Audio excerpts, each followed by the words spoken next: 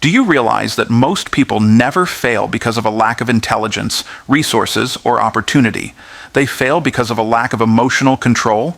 Your emotions can be the fuel that drives you to success or the chains that keep you in bondage.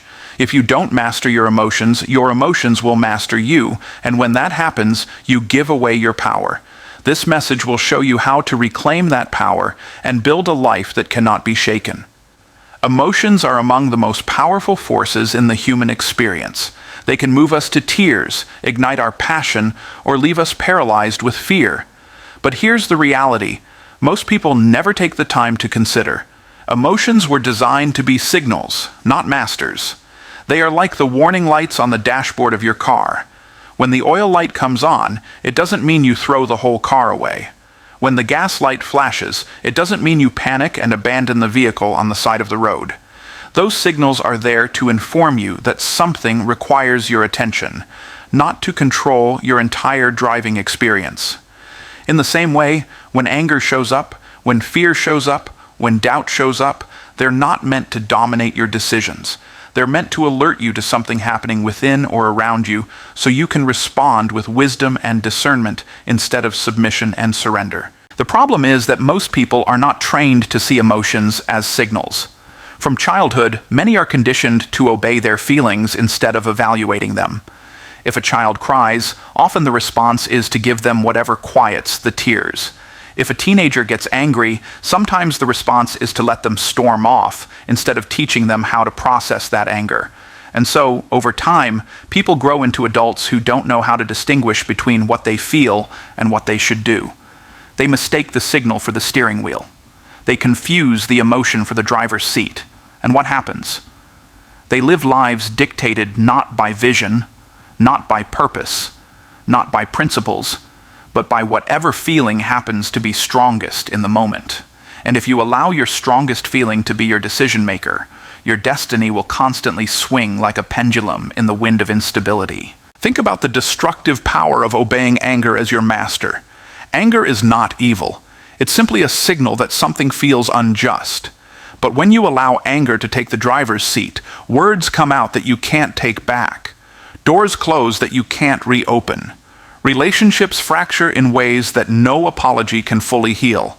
The anger wasn't the problem. The submission to anger was. Fear is the same way. Fear shows up to let you know that you are approaching uncertainty, that you are stepping into territory where risk is real and outcomes are not guaranteed. Fear is a signal to prepare, to be alert, to calculate carefully. But when fear becomes your master, instead of preparing you, it paralyzes you. It locks you out of opportunities. It keeps you from making the investment, from starting the business, from having the conversation that could transform your life. Fear was not sent to enslave you. It was sent to sharpen you. But without control, it becomes a prison. Emotions have a language. They speak to you, but you must decide how to interpret what they are saying. Doubt is the voice that whispers, "Are you sure?"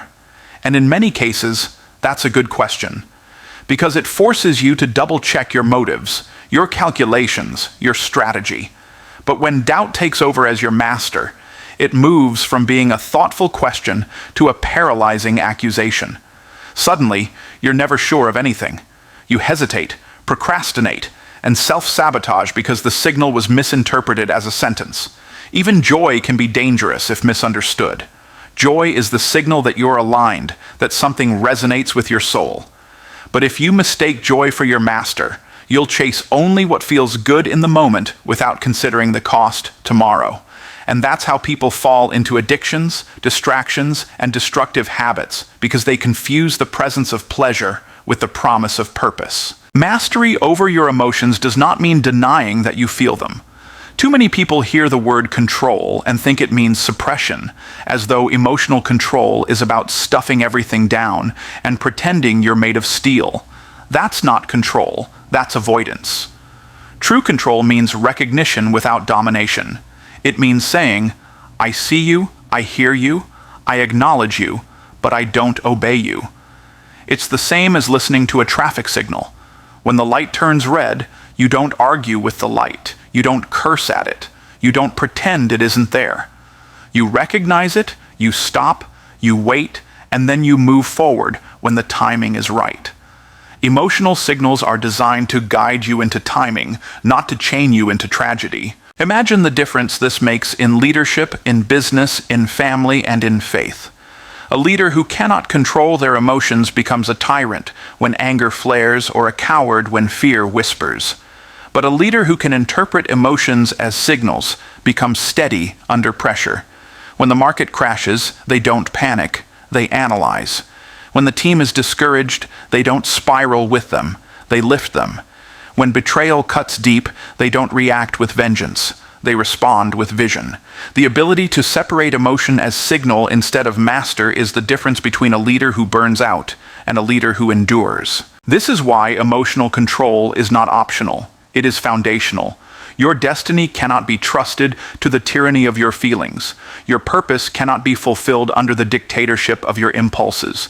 If you cannot train yourself to recognize emotions as indicators rather than dictators, then every storm of life will toss you around like a leaf in the wind. But once you understand that emotions are not your master, but your messenger, you begin to reclaim authority over your own life in a way that most people will never experience.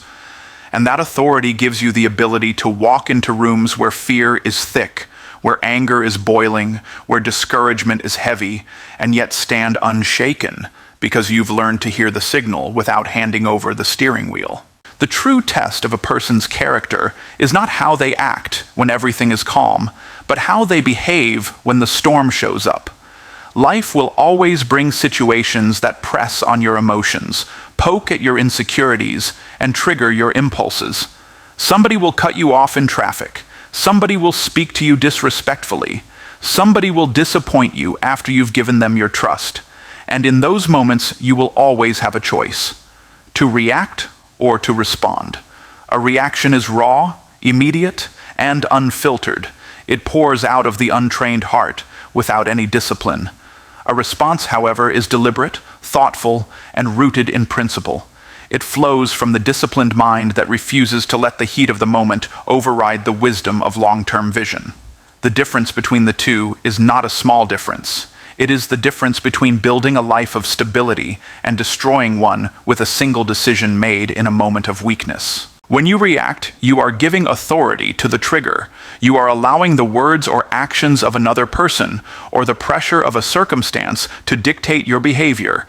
That means you are not truly in control. You are being controlled. Someone insults you, and your reaction is to lash out. Someone criticizes your work, and your reaction is to withdraw in offense. A problem arises, and your reaction is to panic. Notice in every one of those cases, the environment became the master and you became the servant.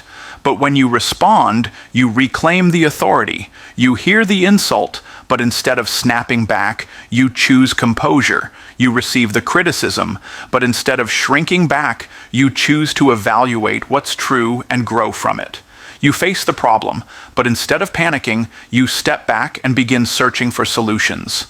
That is the difference between reaction and response, the difference between slavery to circumstance and mastery over self. Reaction is always about the immediate.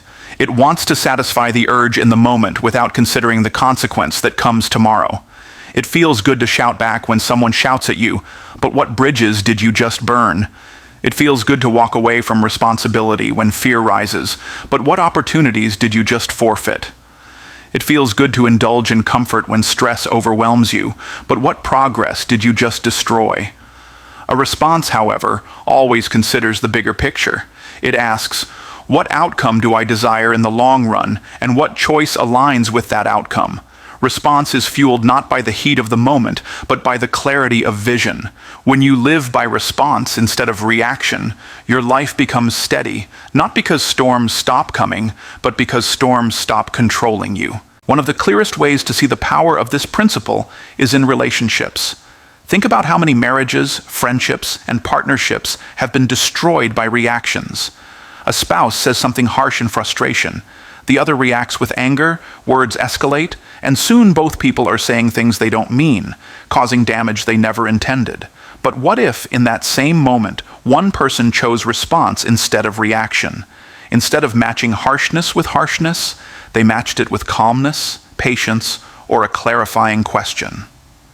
Suddenly the situation shifts. Instead of spiraling into destruction, it de-escalates toward understanding. That is the quiet, invisible power of response. It may not feel as satisfying in the heat of the moment, but it produces fruit in the long run that reaction could never produce. Business and leadership are also a playground where this principle reveals itself. Entrepreneurs who react to every fluctuation in the market end up burned out, broke, and bitter. They see a dip in sales and immediately react by quitting, cutting corners, or abandoning their vision altogether. Leaders who react to every emotional outburst of their team create an environment of chaos, where nobody feels safe because everybody knows the leader has no filter and no restraint. But leaders who respond, who take a moment to breathe, to evaluate, to consider principles and outcomes before making a move, build organizations that endure storms. Their teams trust them because they are not tossed by every wave of emotion or circumstance. Their businesses grow because their decisions are made on wisdom, not impulse. The reason many people fail to practice response is because response requires discipline, and discipline is costly in the moment. Reaction requires no effort. It's easy to let your emotions run wild. It's easy to lash out. It's easy to quit. It's easy to indulge. But the price of reaction is always higher later on, because it creates regret. Response, on the other hand, is difficult up front. It requires patience when you want to be quick. It requires humility when you want to be prideful. It requires thoughtfulness when you want to be careless. But the price of response pays dividends in peace, in growth, in progress, and in influence. The choice is not whether you will pay a price. You will always pay a price. The choice is whether you pay the price of discipline now through response, or the price of regret later through reaction. The most powerful people in history are not the ones who never felt anger, never felt fear, never felt doubt. They are the ones who refused to let those emotions dictate their actions. They felt what you feel, but they responded instead of reacting. They understood that the person who can control their tongue can control their future. They understood that the person who can control their impulses can control their destiny. And this is not about becoming emotionless. It's about becoming intentional. To respond is to master the art of pausing, of breathing, of choosing. That pause between what happened and how you act is the place where your future is decided. If you waste it, your reaction will rob you. If you guard it, your response will guide you. When most people think about wealth, their minds immediately go to money. They think wealth is a matter of bank accounts, investments, or the number of zeros on a paycheck. But the truth is far deeper. Wealth is not created by intelligence alone. Wealth is not created by opportunity alone. And wealth is not even created by luck, as so many like to believe. Wealth is created and sustained by behavior, and behavior is driven by emotional control. You can have all the financial knowledge in the world, but if you cannot master your emotions, you will sabotage yourself every time. Because money does not obey intelligence, it obeys discipline. Look at the patterns of people who struggle financially. Often, the problem is not that they don't make money, it's that they don't keep money. They overspend when they are emotional, they overextend when they feel pressure to impress others, they avoid investing because of fear, or they chase risky ventures out of greed. Every one of those decisions is emotional, not logical. If you trace back financial ruin, you will find not a lack of resources, but a lack of restraint. Without emotional control, the desire for pleasure overrides the plan for prosperity. The fear of loss overrides the vision for gain, and the impulse of the moment overrides the principles of the future. Wealth slips away not because it wasn't available, but because the hands that held it were untrained to manage it. On the other hand, when you study people who build sustainable wealth, you notice something remarkable. They may not always be the most intelligent, but they are almost always the most disciplined. They know how to delay gratification. They know how to resist the urge to follow the crowd. They know how to keep calm when the market crashes and keep patient when the investment takes longer than expected. Their emotional control allows them to act on principle instead of panic. When fear grips others, they see opportunity. When greed drives others into reckless speculation, they stand firm on strategy. Their wealth is not just the result of what they know, but of how they behave when emotions are high and pressure is heavy. Consider fear for a moment. Fear is the #1 emotional barrier to wealth. People are afraid to start businesses because they might fail, afraid to invest because the market might dip, afraid to ask for opportunities because rejection might sting. Fear whispers, "What if you lose?" And that whisper paralyzes action. But those who understand that fear is only a signal and not a master use it differently. They see fear as a sign to prepare, not to retreat. They educate themselves, they take calculated risks, and they move forward anyway. Fear does not disappear, but it is disciplined, and because it is disciplined, it cannot destroy their destiny. Greed is the other side of the same coin. Greed shows up when people are not content with steady growth and wise strategy. They want it all, and they want it now. Greed blinds people to risk. Greed makes them chase quick money schemes, buy what they cannot afford, and borrow what they cannot repay. Greed has destroyed more fortunes than poverty ever has. Emotional control is the antidote to greed, because it teaches you to measure not by how much you can grab today, but by how much you can build tomorrow. The wealthy who stay wealthy are those who resist the urge to sprint and instead run the marathon with focus and patience. Even in everyday financial habits, you can see the connection between emotions and wealth. Why do so many people shop when they're stressed? Why do they eat out when they're lonely? Why do they buy cars they cannot afford to impress people they don't even like? It's emotional. They are trying to medicate their feelings with material things, and the price of that medication is long-term financial struggle. But those who master their emotions learn to make decisions based not on moods, but on meaning, not on feelings, but on future outcomes. They can walk past the impulse of the moment because they are focused on the inheritance of tomorrow. This is why emotional control is not just a personal virtue, it is a financial necessity. Every dollar you spend, save, or invest is not just an economic act, but an emotional one. The stock market is not just numbers, it's a mirror of human emotion on a massive scale. Prices rise because of optimism, they fall because of fear, and fortunes are made or lost depending on who can maintain discipline while the crowd is losing control. The same principle plays out in business. Entrepreneurs who cannot control their fear will never launch, and entrepreneurs who cannot control their greed will expand too fast and collapse. The ones who build lasting enterprises are those who can stay calm when everyone else is panicking, and stay steady when everyone else is chasing shortcuts. The wealth connection goes even deeper, because money is simply an amplifier of who you are. If you are ruled by emotions when you have little, those same emotions will rule you when you have much. If fear keeps you broke, fear will keep you from growing when you have wealth. If greed causes you to overspend when you make a small income, greed will cause you to squander opportunities when you make a large income. Money does not change your character, it reveals it. And if your character has not mastered emotional control, your money will eventually magnify your lack of control. This is why so many lottery winners end up bankrupt, and so many high earners end up in debt. They had money, but lacked mastery. They could earn it, but they could not keep it, because they never learned to control the emotions that governed their decisions. Pain is one of the most universal human experiences, yet it is also one of the most misunderstood.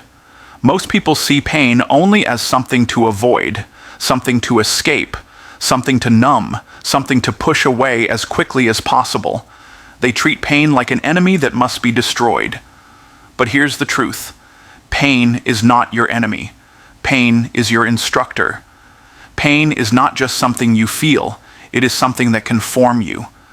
If you learn how to channel it, pain can become the very energy that propels you into new levels of strength, wisdom, and accomplishment. Pain is not designed to paralyze you, it is designed to shape you, but only if you stop running from it long enough to recognize what it can teach you. When anger rises from pain, most people let it turn into destruction. They lash out, they hurt others, they damage relationships, They sabotage opportunities, and then they regret it later. But anger, when redirected, becomes fuel for determination. Anger can sharpen your focus to fight for justice, to demand change, to prove that the setback will not define you. The same anger that destroys when uncontrolled can create breakthroughs when channeled. The difference is not the pain itself, but what you do with it. Pain can make you bitter, or it can make you better, and the deciding factor is whether you choose reaction or redirection. Fear is another form of pain that often gets misinterpreted. Fear tells you there is danger, but many times it is only perceived danger, not actual danger. Most people allow the pain of fear to freeze them in place. They stand still, they back down, they never try, they never reach. But fear can also become fuel if you see it for what it really is, a signal that you are stepping into new territory. Fear lets you know you are outside of comfort, and comfort is where dreams go to die. So if you are afraid, that is a sign you are moving toward growth. When you harness the energy of fear, it sharpens your instincts, it forces preparation, it makes you more alert, and it ensures you do not step carelessly. Fear does not have to imprison you if you turn its energy into focus. Sadness is another form of pain that many believe is purely destructive, but sadness has a gift in it as well. Sadness deepens your soul. It teaches you empathy. It allows you to connect with others on a human level that joy alone cannot produce. Sadness reminds you that life is fragile and relationships are precious. If you allow sadness to consume you, it can drain you of hope. But if you allow sadness to shape you, it can soften your heart, it can give you perspective, and it can empower you to serve others with compassion. Some of the greatest works of art, music, and literature came from people who learned to turn sadness into creativity instead of letting it turn them into despair. Even physical pain has a role in transformation. Ask any athlete who has pushed their body to new limits, and they will tell you the pain of training is what produces the strength, the speed, the stamina. The muscle only grows when it is broken down under pressure. The body only adapts when it is stretched beyond its limits. Without pain, there is no progress. The same principle applies to life. The pain of rejection builds resilience. The pain of failure builds wisdom. The pain of discipline builds strength. The people who run from pain remain weak, while the people who embrace pain as part of the process become unshakable. The truth is, pain will always present you with two doors. One door leads to paralysis, and the other door leads to power. Many people take the first door. They let pain shut them down, silence their voice, and convince them that life is against them. They take pain personally instead of purposefully. But the few who understand the principle of turning pain into power take the second door. They use pain as a reminder of their capacity, as a signal to adjust, as a reason to fight harder. They do not waste their suffering. They invest it. They turn the energy of what hurt them into the drive that heals them and propels them forward. When you look at the lives of great leaders, innovators, and world changers, you will notice they all have one thing in common. Their greatest strengths were often birthed out of their greatest pains. The leader who fights for freedom was once oppressed. The entrepreneur who builds wealth for others once lived in lack. The teacher who inspires students once battled with doubt. Their pain became the foundation of their power, not because the pain disappeared, but because they refused to let the pain dominate them. Instead, they made the conscious choice to transform it into something useful. Turning pain into power requires a mindset shift. Instead of asking, "Why is this happening to me?" you begin asking, "What is this teaching me?" Instead of asking, "How do I escape this?" you begin asking, "How do I use this?" That shift in perspective transforms pain from a stumbling block into a stepping stone. It takes what was once seen as a burden and reveals it as a blessing in disguise. This is not about denying that pain hurts. It hurts deeply. But it is about realizing that pain, though unpleasant, carries potential if you harness it instead of hiding from it. Relationships are some of the most valuable treasures a person can ever have, yet they are also some of the most fragile. Businesses can be rebuilt, money can be regained, opportunities can reappear, but when a relationship is broken, when trust is lost, When words are spoken in anger that cannot be taken back, it can take years to repair, or it may never be repaired at all. And at the root of almost every relational breakdown you will find not a lack of love, not a lack of intention, not even a lack of compatibility, but a lack of emotional control.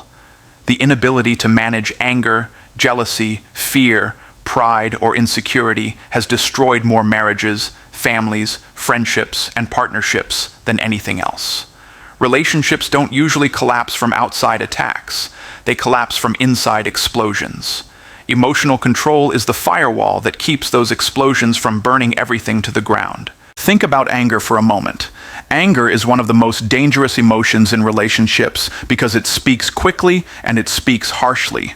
Words spoken in anger can cut deeper than any blade. A single angry outburst can undo years of kindness, years of love, years of trust. You can apologize later, but the scar remains. Yet anger itself is not the problem. Anger is just the signal that something feels unjust. The problem is when anger is allowed to be the master. If you react instantly, your spouse, your child, your business partner, or your friend becomes the target of your uncontrolled fire. But if you respond with control, you can channel that anger into a constructive conversation, a moment of clarity, a chance to solve the real problem without destroying the relationship in the process. Emotional control does not deny that you feel anger, but it disciplines that anger so it doesn't dominate your behavior. Jealousy is another emotion that corrodes relationships when left unchecked. Jealousy says, "I don't want them to have more than me," or "I feel threatened by their success," or "I don't trust their loyalty." Left as a reaction, jealousy creates suspicion, accusations, and unnecessary conflict. It suffocates trust. It poisons intimacy. It creates an environment where love cannot breathe. But if jealousy is controlled, if you recognize it as a signal instead of a master, it can reveal areas where you need to communicate more openly, where you need to build security, where you need to celebrate the other person instead of competing with them. Controlled jealousy becomes an opportunity to deepen the relationship instead of destroy it. Pride is another silent killer of relationships. Pride resists apologies. Pride refuses to listen. Pride demands to be right, even at the cost of connection. How many arguments in homes last, not because the issue is unsolvable, but because pride keeps both parties from softening? How many business partnerships collapse not because the idea was wrong, but because pride wouldn't allow compromise? Pride as a reaction creates walls, but emotional control humbles pride. Emotional control allows you to pause and say, "This relationship matters more than my ego. This person is worth listening to. This moment is worth preserving." Controlled pride turns into humility, and humility protects the bond that pride would otherwise destroy. Insecurity, too, wreaks havoc on relationships when not controlled. Insecurity whispers, "I'm not enough," and then projects that pain onto others. The insecure person becomes clingy, demanding constant reassurance, or they become defensive, interpreting every comment as criticism. Over time, the weight of insecurity pushes people away, even if love was present in the beginning. But when emotional control steps in, insecurity can be transformed. Instead of letting insecurity dictate behavior, you acknowledge it and communicate honestly, "I feel uncertain, but I don't want that to cloud how I treat you." That kind of transparency creates understanding rather than conflict. Emotional control turns insecurity from a wall into a doorway for deeper trust. This principle extends beyond personal relationships into professional ones as well. A leader who cannot control emotions will alienate their team. An employer who lashes out at employees out of frustration creates a culture of fear instead of loyalty. A colleague who reacts with envy or anger instead of composure will burn bridges that could have been partnerships. Business is not built on products alone. It is built on people. And people connect with people they trust, not people they fear. Emotional control creates stability in professional relationships, and stability is the soil where collaboration grows. Even in parenting, emotional control is the difference between raising children who feel safe and children who feel scarred. A parent who reacts in anger, who shouts without thinking, who punishes without explanation, creates a home filled with fear instead of love. But a parent who controls their emotions, who corrects with calmness, who disciplines with consistency instead of rage, creates a home filled with safety. Children may not remember every word you say, but they will always remember how they felt around you. Emotional control ensures that what they remember is security, not volatility. Relationships are fragile because they are built on trust, and trust is built on consistency. When people know you are steady, when they know you won't explode under pressure, when they know you won't let emotions control your tongue or your actions, they feel safe with you. That safety allows love to grow, loyalty to deepen, and connection to last. Emotional control protects relationships by creating an environment where trust can flourish. Without control, even the strongest bond can fray. With control, even fragile bonds can become unbreakable. The greatest battle you will ever fight is not with the economy, not with competitors, not with critics, and not even with circumstances beyond your control. The greatest battle you will ever fight is with yourself, and at the center of that battle lies your emotions. Because if you cannot master your emotions, you cannot master your actions.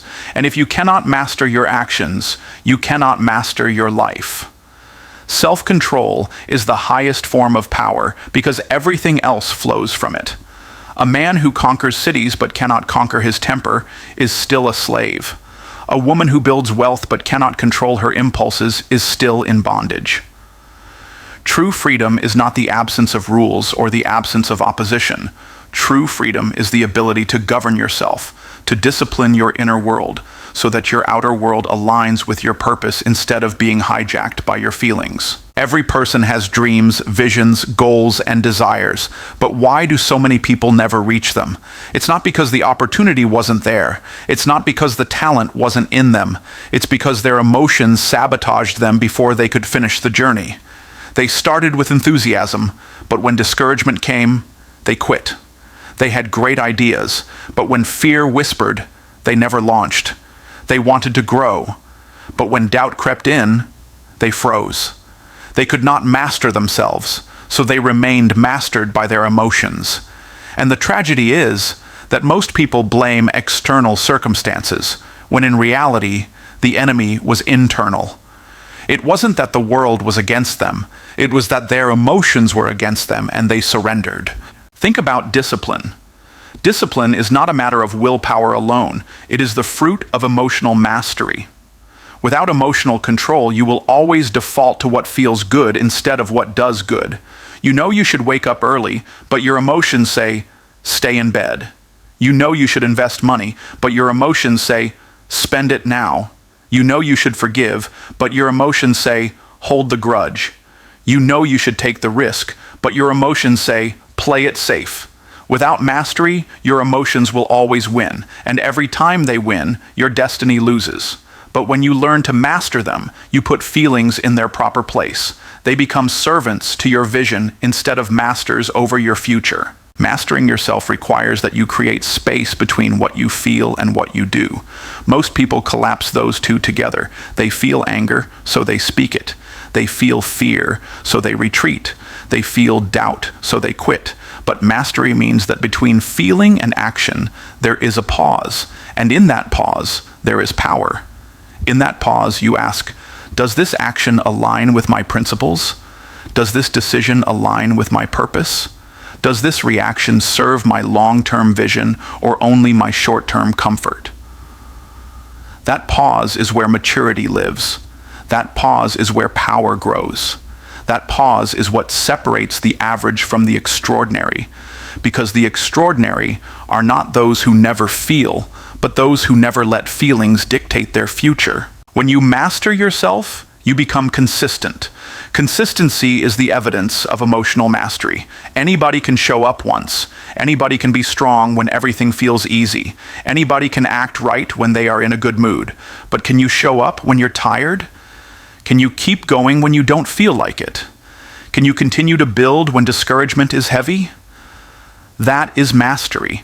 Mastery is not the absence of feelings. It is the decision to continue forward regardless of feelings. Even in spiritual growth, emotional mastery is central. Faith is not about feeling, it is about conviction. If you only believe when you feel it, your faith will collapse the moment feelings fade. But when you master your emotions, you can stand on what you know is true even when what you feel screams otherwise. That is why mastering yourself is not just a practical matter, it is a spiritual matter. It determines whether you are driven by fleeting impulses or anchored by eternal principles.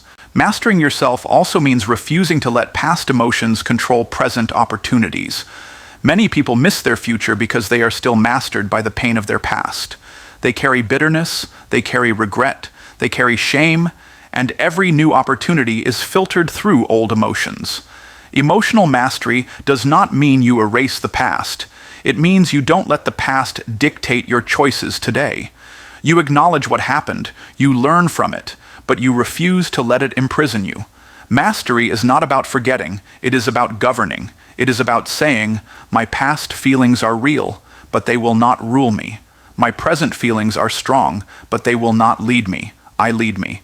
Life has never promised anyone an easy road. The people you admire, the ones who seem to walk with power, confidence, and authority, did not arrive there without storms, without battles, without nights of pain and days of uncertainty. The question is never whether storms will come. The question is, what will you become when they do? Because storms are the great equalizer. They come to the rich and to the poor, to the prepared and to the unprepared, to the righteous and to the unrighteous. But what separates people is not whether the storm hits, it is whether they crumble or whether they stand. And what allows you to stand is not luck, not talent, not charm, not opportunity, it is emotional control. Emotional control is the path to unshakable success because it gives you the ability to remain steady while everything else is shaking. When adversity strikes, the average person reacts. They panic when the economy dips. They quit when rejection comes. They withdraw when betrayal cuts them, and they doubt when delay tests them. But the one who has mastered emotional control responds differently. They feel the pain, but they don't let pain paralyze them. They see the setback, but they interpret it as setup. They understand that storms don't come to destroy destiny, storms come to reveal it. A storm does not expose your weakness as much as it exposes your foundation. If your foundation is emotional reaction, the storm will topple you. If your foundation is emotional control, the storm will strengthen you. That's why success that lasts is always built on the rock of discipline, not the sand of impulse. Unshakable success requires endurance, and endurance is an emotional discipline. Quitting is easy because quitting satisfies the emotion of the moment. You feel tired, so you quit. You feel discouraged, so you quit. You feel overlooked, so you quit. But every time you quit, you weaken your ability to withstand the next test. Success requires that you endure beyond feelings. Endurance means you keep showing up when motivation is gone. Endurance means you keep working when applause stops. Endurance means you keep believing when results are invisible. And the only way to endure is to control the emotions that scream for you to stop. People who are controlled by emotions cannot endure, and people who cannot endure cannot succeed. Another dimension of unshakable success is clarity under pressure. When crisis comes, emotions cloud vision. Fear makes you exaggerate the problem. Anxiety makes you overlook solutions. Anger makes you burn bridges you still need to cross. Without emotional control, your vision is blurred in the very moments when clarity is most critical. But when you control emotions, you can see clearly in the chaos. While everyone else is blinded by panic, you are guided by principle. While others are losing their heads, you are keeping yours. That clarity allows you to make wise decisions, and wise decisions made consistently create success that cannot be shaken. Relationships are also tested in storms. When pressure rises, tempers flare, patience thins, and emotions run high. Many people destroy their strongest alliances during trials because they allow emotion to dictate words and actions. But emotional control preserves relationships in the storm. It allows you to speak life when others are speaking death. It allows you to forgive when others are holding grudges. It allows you to maintain trust when suspicion is tempting. And because no success is achieved alone, your ability to preserve relationships under pressure is a major factor in whether your success can last. Those who lose control in storms often lose people, and those who lose people lose power. Unshakable success also requires the ability to rise again after defeat. Every champion, every leader, every builder of greatness has tasted failure. What made them different is not that they avoided failure, it's that they refused to be defined by it. But failure is painful, rejection is painful, loss is painful, and if you are not in control of your emotions, the pain of failure will convince you to stop trying. Emotional control is what allows you to say, yes, it hurt, but I will not stop. Yes, I lost, but I will learn. Yes, I fell, but I will rise. The ability to rise again is not about physical strength. It is about emotional mastery. Emotional control also creates consistency, and consistency is what compounds into greatness. Talent can make you shine once, luck can make you win once, opportunity can open one door, but consistency keeps you shining, keeps you winning, keeps you walking through doors again and again. Consistency means you don't just have moments of greatness, you build movements of greatness. And consistency is impossible without emotional control, because emotions will always tempt you to stop, to slow down, to settle. The person who learns to control their emotions learns to keep building brick by brick, day after day, storm after storm, until what they've built can no longer be shaken. Finally, unshakable success requires peace in the middle of the storm, because success without peace is not true success. Many have wealth but no rest, power but no joy, recognition but no contentment. They are slaves to anxiety, slaves to stress, slaves to fear of losing what they gained. But emotional control gives you peace even when circumstances are not peaceful. It allows you to rest while you build, to trust while you work, to smile while you endure. That kind of peace cannot be bought. It cannot be manipulated. It cannot be manufactured. It can only be cultivated through mastery of your emotions.